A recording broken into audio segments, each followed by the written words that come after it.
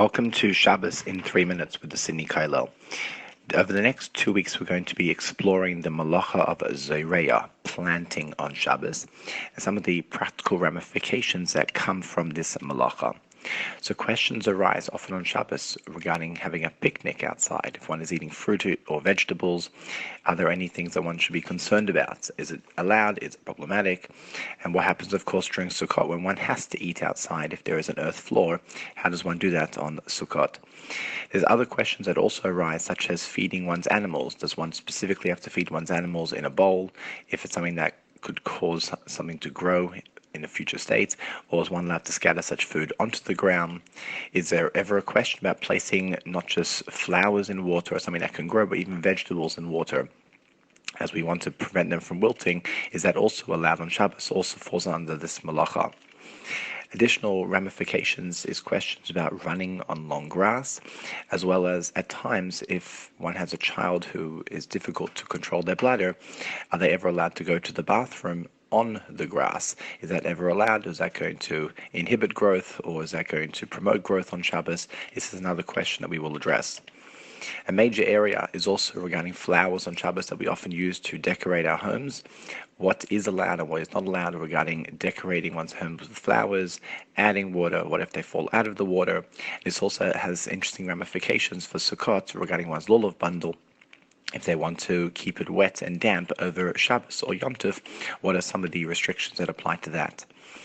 Often we also have potted plants or other types of things that are growing within our house, and the question is also asked, can one ever move such a plant, especially if it will be moved to a place where it will receive more sunlight or less sunlight, and how this has implications within the Melacha of Zore'a.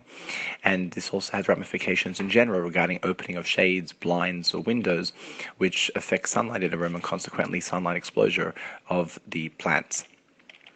A final area that we will look at before concluding this Melacha is regarding sprinkling systems that operate on Shabbos, as well as the question about drinking water from a fountain. If one goes to a public park and there's water, is one allowed to drink water from a fountain, even though it's possible that some of that water will fall back onto the ground and potentially cause things to irrigate?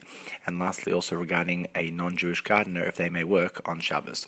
So stay tuned over the next 2 weeks, and we're going to address all these questions. To Shabbos in 3 minutes with the Sydney Kollel. This week we're going to be looking at the Melacha of Zore'a, which is translated as planting, and one of the melachas that took place in the Mishkan was Zore'a, planting. Now it's not limited to physical planting, but includes actually any action that can cause something to grow, such as irrigating or also planting seeds.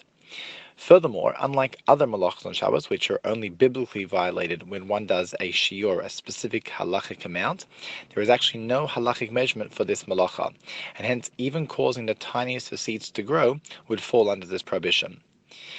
Finally, unlike other melachos which have the action and the result occur on Shabbos, within the Melacha of Zore'a, it is the act of planting which is forbidden, even though it will take a few days for a seed to take root. As a result, one may not place or throw seeds in a location where they can take root. Therefore, one has to be careful when eating fruits or vegetables outdoors, that care should be taken not to discard the pits, seeds, or cores by throwing them on the ground. Similarly, one should be careful not to discard rotting fruit or decayed vegetables on the lawn or soil, as they contain seeds which can take root and grow. This applies even if currently the soil is dry, because when it will rain in the future, that will obviously cause it to grow or become watered, then the seeds will take root. One is allowed, though, to feed one's animals seeds, assuming one is giving the expected amount of what is consumed, and one can assume the animals will eat everything that is there. Also, one is forbidden to soak seeds in water, which will cause them to expand and grow, unless one is doing it to simply soften the food for animals who will eat it shortly. So as a result, one would be forbidden from placing an avocado pit in a glass of water so that it would take root. Though one could place apples into water so that they can become softer for children to consume on Shabbos. Similarly, one may place vegetables in water to prevent them from wilting or to keep them palatable. One should be mindful, though, when placing whole fruit on Shabbos in water to not pickle them, which may apply when left in water for extended period of time, and that will be discussed in another shiur. Welcome to Shabbos in 3 minutes with the Sydney Kollel. As was mentioned yesterday, the Melacha of Zore'a planting is violated when one drops a seed onto the ground despite it only beginning to take root and germinate after Shabbos. There are two explanations as to how this works. Specifically, if one violates the Melacha retroactively on Shabbos when the seed does take root, perhaps then later in the week on Tuesday, or that potentially one violates the Melacha of Zore'a immediately upon it encountering the ground where it could theoretically germinate. In other words, does one need to actually have it germinate or not? There are several halakhic important ramifications that exist between the two opinions, and that according to the opinion that one only violates the Melacha of Zore'a when it actually sprouts, in theory, if after Shabbos one was to remove the seed, one could avoid the Melacha entirely. Whereas, according to the second opinion, the action is irreversible. Once it hits the ground, one has already done this prohibition. It is based on this perhaps small nuance that the logic would dictate if one did ever put a seed on the ground, one should immediately remove it, even on Shabbos potentially, or for sure after Shabbos, to avoid a potential Shabbos violation. The only issue is that this actually runs into another issue of the seed often being muksa, having no designated use or purpose on Shabbos, and hence it was discarded to the ground. And thus the real question arises whether it's permitted to violate a rabbinic edict of muksa to avoid a potential biblical violation of Zore'a, according to the opinion that it only takes effect when it actually begins to grow. The poskim rule on this issue as follows, and they say seeds that are not muksa should be removed immediately, whereas those that are muksa should be ideally removed after Shabbos to ensure that they do not have the opportunity to sprout. So therefore, watermelon seeds, apple or pear cores, sunflower seeds, bird seeds, animal fodder, they may be removed on Shabbos as they are not muksa, whereas raw beans or raw peas, garden seeds, date pits, peach pits, which are all classified as muksa, should be removed as soon as Shabbos is out to avoid any further violation on Shabbos. Welcome Have a good day. Shabbos in 3 minutes with the Sydney Kollel. We are looking at the Melacha of Zore'a planting, which includes actions which will ultimately improve either the plant itself or either other plants. Therefore, one is forbidden to remove weeds, as in doing so one ultimately improves other plants, which is part of the Melacha of Zore'a. In addition, the removal of weeds would also fall under the category of koitzer, which is a Melacha known as harvesting on Shabbos, which will be discussed in a separate shiur. Similarly, pruning is also forbidden, as in doing so one improves the future growth of a tree, as is mentioned one would violate both the Melacha of koitzer on Shabbos, harvesting, as well as Zore'a, planting, for allowing the plants around that or the other plants to grow. One must also be careful, as a result of this Melacha, not to run on long grass on Shabbos, where it is inevitable that the grass will tear, which would also constitute both koitzer and Zore'a, although perhaps rabbinically, as it is an unintended consequence when it allows other things to grow.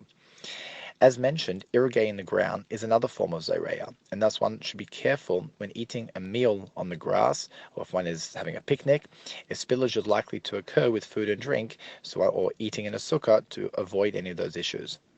During Sukkot, when one must eat in the sukkah, one is encouraged to place a tarp on the floor to avoid any issues of spillage. And similarly, one should not wash his or her hands over a garden or lawn, or place fertilizer or food on the ground that could decompose and contribute to the growth of vegetation. This applies, as mentioned already, that even if the ground has nothing currently growing in it, but it would still benefit from being irrigated, or in the future, if you put some seeds down, as mentioned, and then it will grow through being watered. It's also forbidden to pour grape juice, fruit juices, beer, or sweet wines onto vegetation, as these liquids, in addition to water, also promote growth.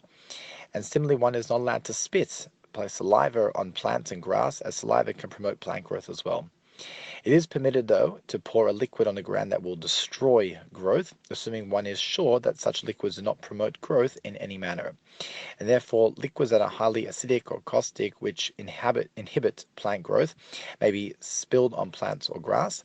And where necessary, one could, in theory, urinate also on the grass on Shabbos, as doing so would prevent growth, assuming, of course, that one's intention is simply just to void their bladder and not to soften the soil. Though when it comes to going to defecating in an area, that would be problematic, because that would promote growth.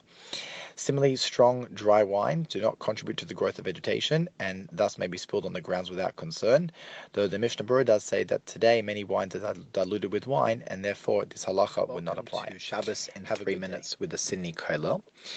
We've been discussing the Melacha of Zore'a, which is planting, and regarding flowers on Shabbos, which we often use to decorate our homes and Shabbos tables, one should be mindful that they're not allowed to detach flowers from the ground on Shabbos, as this would constitute the Melacha of Kaitzer. In addition, such flowers will be muksa and can only be moved when detached or designated for use on Shabbos. Now, flowers on Shabbos that have already been detached and designated for use, such as that you buy, one is still not allowed to place them in water on Shabbos where they can open or grow further. So they should be placed in water prior to Shabbos. Despite being detached from the ground and thus not really considered a living plant, rabbinically the rabbis were concerned as it has the appearance of a zore'a, not to be placing it into water. Now, flowers which are currently in water on Shabbos, even if they have not fully bloomed, may be removed on Shabbos. You can always take it out of the water on Shabbos. It's not considered to be koitzer. When the flowers will not open or continue to grow, one could in theory even return them back to the water that they were into prior, but you cannot place them into water in the first instance of Shabbos or even add to the water that they were in initially. So therefore, in the above case, if one had flowers that will not continue to grow or open, and they happen to have fallen out of the vase that was knocked on Shabbos, so one could replace them back to the vase, but not if you need to get new water or add to the existing water. If one had prepared water prior to Shabbos, you put it already in the vase, but you forgot to put the flowers in prior, so then one is permitted though to put them in, where a substantial loss is relevant, or you could potentially even ask a non-Jew to put the flowers into the water in such a circumstance as well. On Sukkot, which is perhaps more relevant, one is permitted to return one's lulav bundle to a damp towel where required. Of course, we're not talking here about Shabbos, because Shabbos we do not shake the lulav. And one may even add water in the above circumstance on Yom Tov, which is a bit of a leniency relative to that of Shabbos. But you cannot put them into water for the first time or totally exchange the water. So if you have a damp towel, you're allowed to add some water if you feel it's getting a little bit dry, but to get another towel and wet that and wrap it in, that would be problematic. On the Shabbos, as mentioned, during Sukkot, one is forbidden to handle the lulav. That's categorized as muksa, as mentioned, not due to the fact that it's not shaken on Shabbos in 3 minutes with the Sydney Kollel. This week we are continuing the discussion of the Melacha of Zore'a, planting, and the restrictions mentioned over the past few days similarly apply to both plants in the ground as well as potted plants, even when there are no holes that connect them to the ground. As a result, one may not plant a seed in a pot or add water to it, prune a plant, or add fertilizer to a plant. Furthermore, by default, potted plants, unlike vases, are usually designed as not for use on Shabbos, and deemed mukser unless one designated them specifically for Shabbos use. When required, though, often mukser can be moved in an abnormal manner, subject to further guidelines, whereby one is careful to not promote the future growth of a pot plant. Therefore, one may not move a pot plant from inside the house to one's garden, as being on the natural ground would stimulate further growth. In the above case, if one were to move a potted plant that is situated outside in the garden to the inside of one's house, that would also constitute koitzer, harvesting, as one is effectively detaching it from its place of growth. However, one can move one's pot plant within the house, whereas mentioned it is designated for Shabbos use. Similarly, one may also move a pot plant that is not muksa, that is outside in the garden, across the garden, assuming one does not lift the pot plant off the ground and does not cause a furrow. A similar application of these principles is relevant to placing plants in the sun on Shabbos, for as mentioned, this melacha applies even when the growth may be deemed insignificant. One would therefore not be allowed to move such a plant or vase into a position where it will receive more sunlight, as this would constitute Zore'a planting. Similarly, one would be forbidden from removing rocks, rubbish, or leaves off the lawn, which would promote future growth of the ground. Regarding the opening of shades, blinds, or windows which may affect the sunlight in a room and consequently the sunlight exposure of a plant, one is permitted to do so when one's intention is for the benefit of the room and not to cause the plants to grow, together using a principle of grama. Regarding a houseplant that tips over on Shabbos and there is spilled dirt in one's house, one can sweep the dirt away and discard it. However, one may not put the soil back into the plant container. Welcome to Shabbos Have a good day. in 3 minutes with the Sydney Kollel. As mentioned, we are learning through the Melacha of Zore'a planting, and as discussed previously, the Melacha of Zore'a applies to both potted plants and flowers, and it's relevant when one does an action that improves the growth of plants in some measure. One is, though, allowed to turn on a sprinkler prior to Shabbos, even though it will continue to irrigate one's garden on Shabbos. And similarly, one may turn off such a sprinkler on Shabbos, as such an action does not constitute a melacha. For those that are lenient regarding using timers on Shabbos, so one may similarly set a sprinkler system to go off and on Shabbos on one's property. Furthermore, although one may not water one's garden actively, in a scenario where water will flow to one's garden indirectly, such as through a pipe or a runoff from a surface, one may do so where one's intention is not to water the garden based on the principle of grammar, where the action is being done in a more causative manner. Based on this law, one could drink water from a fountain on Shabbos, as sometimes you find in the parks, in a situation where water will only reach the plants or grass via a paved surface, assuming again one's intention is not to water the ground. When the ground is significantly wet already, such as after heavy rain, in theory then one could pour water onto it, again assuming one's intention is not to water the plants or grass, but for a different reason. So therefore, if you want to wash your hands on grass which is already saturated, that would be permitted. Or similarly, and probably more common, if there's water on one's table or chairs in the sukkah, and the ground is already saturated, one will be permitted to tip the water on the ground, where one's intention again is simply just to make the sukkah available and not to further water the ground. To Shabbos in 3 minutes with the Sydney Kollel. Today we're going to look at again the Melacha of Zore'a planting and having a non-Jewish gardener work on one's behalf on Shabbos. Now the principle is that one may not benefit from a Melacha done by a non-Jew on behalf of a Jew, regardless if they were asked to do it or not. And thus, consequently, a Jew may not ask his non-Jewish gardener to irrigate a Jew's garden on Shabbos, and one must even prevent it from being done. Although in general one may give work to a non-Jew to do prior to Shabbos, where the work is not specified to be done on Shabbos, and it's not readily apparent that the action is beneficial for a Jew, and one happens to remunerate the non-Jew for the job, this leniency would not apply where a non-Jew actually works on the property of a Jew, as is obviously being done for the Jew's benefit. Similarly, although at times a non-Jew may work on one's property if they were able to do the same job without doing a melacha, in other words, one could have a non-Jew wash dishes on Shabbos with hot water, as theoretically it could be done with cold water to avoid issues of cooking water on Shabbos. When it comes to irrigating one's field, since it's not possible to be done without transgressing a melacha, this leniency will not apply. And therefore, one may never have a non-Jewish gardener work on one's property on Shabbos. This concludes our halachas for the Melacha of Zore'a, and have a good day.